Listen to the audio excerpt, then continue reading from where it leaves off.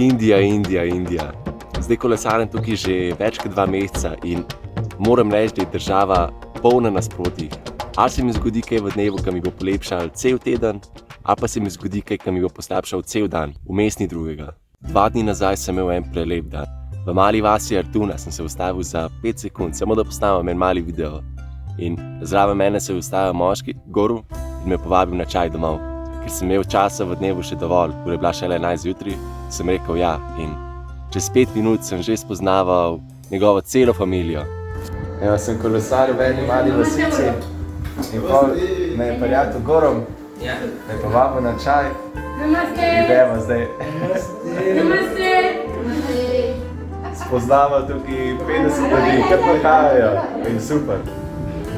Njegova družina me je povabila na kosilo in po pol ure smo z njegovima 2 bratrancema odšli še pogledati sosednje templje in tam ostali ene 2 uri. Vse skupaj je trajalo ene 5 ur, preden sem se poslovil družine in počutil sem se, kot da sem bil njihov član družine. Včeraj sem imel pa ne tako dober dan. Že sama pokrajina je bila težka, po kateri sem kolesaril. Sami hribi, tako da sem kolesaril gor in dol in dol in gor. Res sem se mučil kot konj. Hkrati sem se pa na vsake 15 minut ustavil, da sem se pogovarjal z ljudmi. Ker valjda so zainteresirani. Jaz sem verjetno prvi tujec, ki kaj takega dela, ki ga bojo videli v življenju, tako da je itak, da jih zanima, kdo sem, pa iz kje sem, pa zakaj to delam. Ampak ko govorim eno in isto zgodbo, ponovno in ponovno, se naveličam in zgubim energije. In vidim, kako sem na začetku dneva poln energije, da se pogovarjam in socializiram. Ampak na koncu dneva sem pa izmučen. Zdaj že ene 2 uri iščem neko mesto za spanje, ker so res povsod ljudje. In zdaj sem bil vesel, ker sem mislil, da sem nekaj našel. In sem se obrnil in vidim, da mi 200 metrov stran gleda nek moški.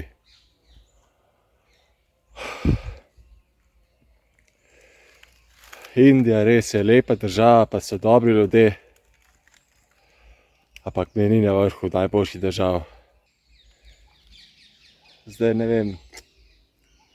Razmišljam, da bi tukaj ostal, ker vseeno me je samo en videl, ampak imam še ene pol ure svetlobe, tako da mislim, da bom šel na pot, pa se nekje drugje našel, za vsak slučaj.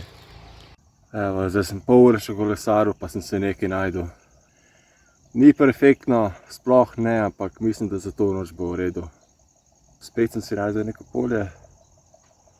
Zraven mene je ena reka, ampak kar je glavno, je to, da nisem videl nobenih ljudi, ki bi me gledali. Vesel sem, da sem prišel v Indijo, ker je država res lepa. Ljudje so med najbolj prijaznimi, ki sem jih videl v mojem življenju. Res, vsi so toliko prijazni, vsi ti hočejo pomagati, vsi hočejo ti dati nekaj, te spoznati, videti, da vsi. Gostoljubje, ki sem ga doživel tukaj v Indiji, sem ga doživel le parkrat na mojem potovanju. Vem, da v katerokoli mesto bom prišel tukaj, vem, da bom spoznal tam dobro ljudi in vem, da bom spoznal tam prijatelje, ki mi bo hotel pomagati. Po drugi strani je pa tudi tukaj veliko slabih stvari. Ena od glavnih, ki mi ni všeč, je vsiljivost ljudi. Kamorkoli grem, bom obkoljen z ljudmi, dobesedno. Včasih se mi zdi, kot da se moram skrivati, da dobim končno malo mira zase. Se zavedam, da sem ena od redkih oseb, ki jih bo videl v življenju, ki dela kaj takega, če ne edina oseba, tako da itak, da jih zanima, kdo sem, iz kje prihajam, zakaj to delam. Ampak, ko imam isti dogodek, isto situacijo, ki se ponavlja 40krat v dnevu, je na koncu dneva težko. Druga stvar je čistoča. Ne samo, da so ulice umazane, tudi sama higiena ljudi je tukaj zelo slaba. Res, kolikokrat se mi je zgodilo, da so pred mano pripravljali hrano z golimi rokami. 5 sekund pred tem pa so za istimi rokami vzemali denar, se rokovali, delali kar so hoteli. Indija je še država v razvoju in to sem videl v večjih mestih, v Bangalorju, v Nagercoilu, v Mumbaju. Tam sem bil presenečen nad vsem razvojem, ki se je tam odvil. In res me zanima, kako bo Indija izgledala v roku 20-30 let. Mislim, da čisto drugače kot zdaj.